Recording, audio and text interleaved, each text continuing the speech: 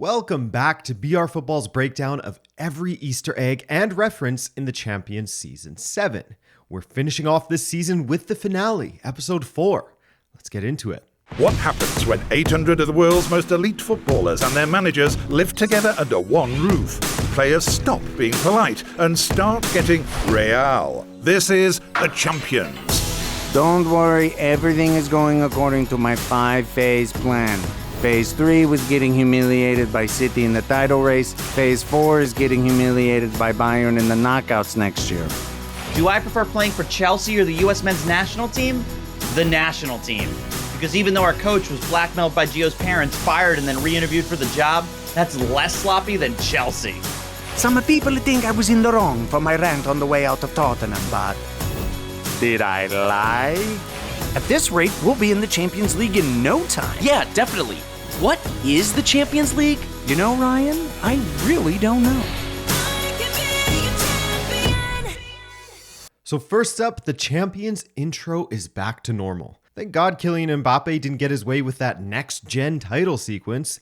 We get our first real glimpse of Mikel Arteta this season, explaining how Arsenal falling away at the end of 2022-23 was all part of the plan, and alluding to their return to the Champions League and how most fans are probably dreading a repeat of meeting Bayern again, even if it has been years since that run of results against them. Next, Christian Pulisic can't help but dig at his former team Chelsea now that he's moved on to AC Milan. He also references the genuinely crazy situation around Greg Berhalter and the parents of his US teammate Gio Reyna. And of course, Chelsea under Todd Boehly is its own kind of roller coaster. Antonio Conte brings up his infamous rant that essentially cost him his job at Tottenham. They don't want to play under pressure. They don't want to play under stress. Yeah, it's easy in this way. And Tottenham. But hey, he's kind of right. That is how they are. It's the history of the Tottenham. Maybe things will change now under Ange Postecoglou. And finally, we get our first look at Ryan Reynolds and Rob McElhenney in the Champions. Who knows? Maybe they will take Wrexham all the way to the big time one day.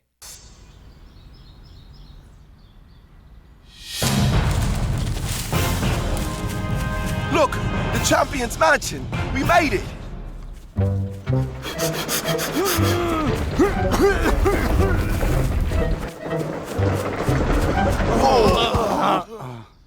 Wow, we really ran out of steam.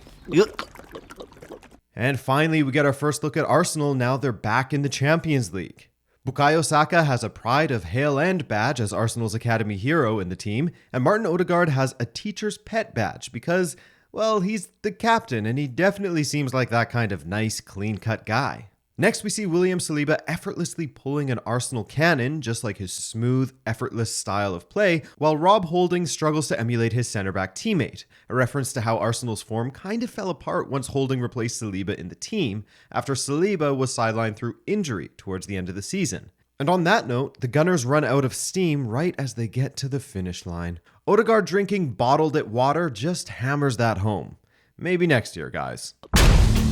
Ooh, to be back.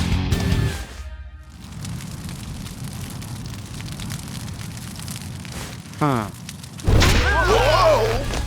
Stupid gooners! You fell right into our trap. We're taking you lot to the dungeon. Arteta saying, "Oh, to be back," well, obviously a nod to their return to the Champions League for the first time since 2017, is also a reference to Arsenal's chant, "Oh, to be a Gooner."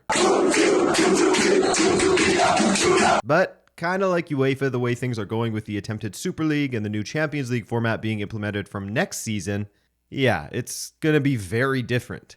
We see the mansion trashed as a result of the battle between Mbappe and Haaland. Oh, and a crashed Chelsea bus because, well, Chelsea right now. Arteta and his Arsenal players are captured by Man City, a quick reference to the way City hunted them down in the Premier League race, and we see two more of the mansion's portraits, a religious-looking picture of icon and visionary player and manager Johan Cruyff, because he spawned a whole generation of footballing disciples, including Pep Guardiola, who here is dressed as a military general, because all he does is conquer country after country with his managerial greatness.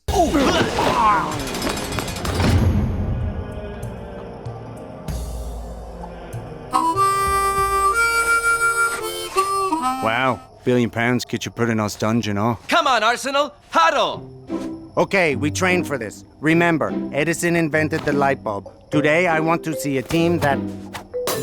Hey! Guys, quick! I distracted them! Never mind, they have too many replacements.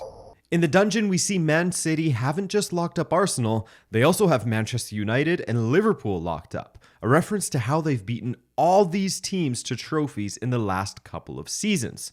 Jurgen Klopp plays a sad harmonica, a reference to his musical alter ego in The World Without Football from season 6.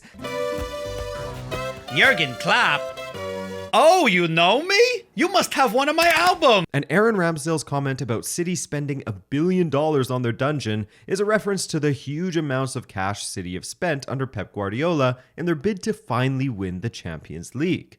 Odegaard getting Arsenal to huddle up in a tough situation is a clear reference to their penchant for mid-game huddles during the title race this year, most notably after 14 minutes at home to Southampton after they went down 2-0, which caused a stir, to say the least. Mikel Arteta then references his light bulb speech from Arsenal's All or Nothing documentary. And each of us play the game connected. And then Bukayo Saka tries some quick thinking to distract the City defenders, but they just replace them with two equally competent players, a reference to the sheer depth of their squad and how their bench is just as stacked as their starting 11. Teamwork only gets you so far against City. It's a real-life Ninja Turtle. I tried to wage war with Holland so that we could make each other stronger. But I had no idea just how strong he would become under Pep. I have created a monster. Yeah, so most league goals in a season, most goals across all competitions by Premier League player in a season, cutest braids on the Norwegian footballer, most goals in a season for Manchester. Yes, he's unstoppable, we know. And now we see that even Kylian Mbappe, the man who started this whole mess in Season 7, is also locked up by Pep and Man City. Saka calls him a Ninja Turtle in reference to his nickname, while Mbappe notes how he, just like the rest of us, had no idea quite how amazing Erling Haaland would be in his first season at Man City. We cut to the monster himself, who realistically is just a super chill guy who loves scoring goals, as Haaland rattles off all the records he set this season. He's drinking milk, because he loves milk. His hair is in braids just like at the launch event for the new EAFC game, and there's a poster of Hannah Montana behind him as a reference to a revelation from a former teammate of his who said he used to love watching the Disney Channel show. The little Ballon d'Ors on his chair also reference what's almost certainly going to be part of his future, whether it's this season or very soon. Perfectionist is coming! Look alive, losers! Jurgen, how's the hammy? Eric, I thought I told you there's only room for one brilliant bald coach in Manchester. Ah, Mikel. So good to see you. You're smiling, but I know what you're thinking. I know you know what I'm thinking, but do you know what I'm overthinking? I'm overthinking what I know you're overthinking. Ha! I wasn't thinking at all! Hey, you want these? You want to get out of here? Whoops! Ha! It's the hope that kills you. And in comes the perfectionist, because everyone knows Pep can be very picky. He taunts Jurgen Klopp for pulling his hamstring celebrating a win against Spurs last season, notes how Erik ten Hag does kind of look like him in a way, which is ironic because they're managing on opposite sides of Manchester, and then he comes to Mikel. Pep saying it's so good isn't the first time this has been referenced on the Champions. I'm so happy, believe me. I'm so happy. Happy New Year. And then we get into a battle of thinking, overthinking, and not thinking at all between two of football's masterminds who used to work together at City. Pep then taunts Arteta with a Premier League keyring and says it's the hope that kills you. Something Arsenal fans will be all too familiar with by now. They went into last season really not expecting to be in a title race, but by the end of it, the fact that they lost to Pep's all-conquering Man City was still heartbreaking. Let us out of here. I could, but you'd never make it past the Beast.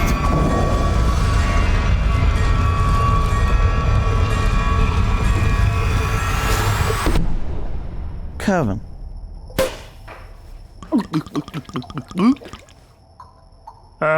Champagne?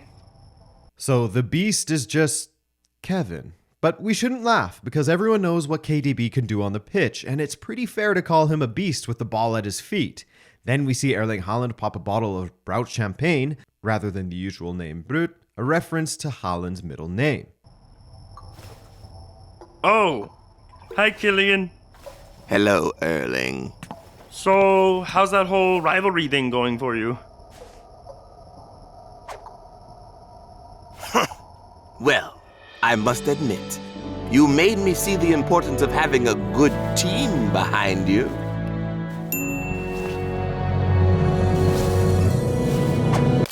Now! And now we see Haaland face off with Mbappe for the first time this episode, and it becomes clear that Haaland went full beast mode with his City reinforcements to overcome Mbappe in their new GOAT rivalry. Just like City won the race against PSG to win their first Champions League title in the new, money-backed age of football. Mbappe says to Haaland that he's realized it's important to have a team behind him, and looks back at Arsenal, who get excited.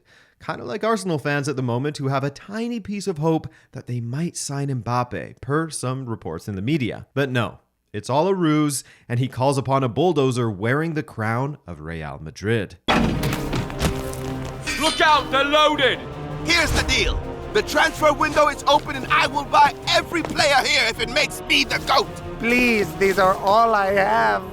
Do whatever you want, we'll be fine. Out burst Vinicius Jr., Eduardo Camavinga, and Jude Bellingham, brandishing suitcases of money, referencing Real Madrid's continued financial power even in the age of PSG and Man City. They could afford to splash the cash on Jude Bellingham, and they reportedly still have enough to sign Mbappe himself if he becomes available.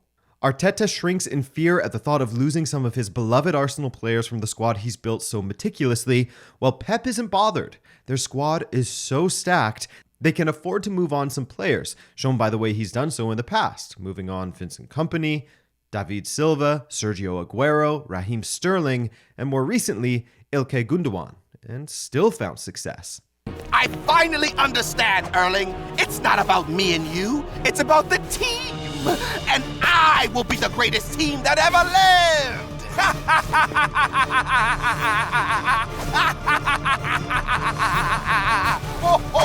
Killian, come on, we gotta go. Mbappe saying he'll be the greatest team that ever lived gives you some insight into his mind in this series. He went to PSG and immediately overshadowed Neymar, but then came Messi, and he wasn't the star anymore. For France, he really was the team in that World Cup final, putting France on his back and almost pulling off the most improbable and unbelievable comeback of all time by himself. And now he knows that wherever he goes, he has to be number one. But will that be Real Madrid? You coming? Wait for it. Wait for it. Wait for it. Bruv, come on. Wait for it. Well, is he going to Real Madrid, or are you just going to make the whole football world wait another summer to find out, Killian? So that's it for the Champions Season 7. We hope you enjoyed all the extra bits of info and Easter eggs that we hid in the script, and stay tuned to BR Football on YouTube for more Champions content very soon.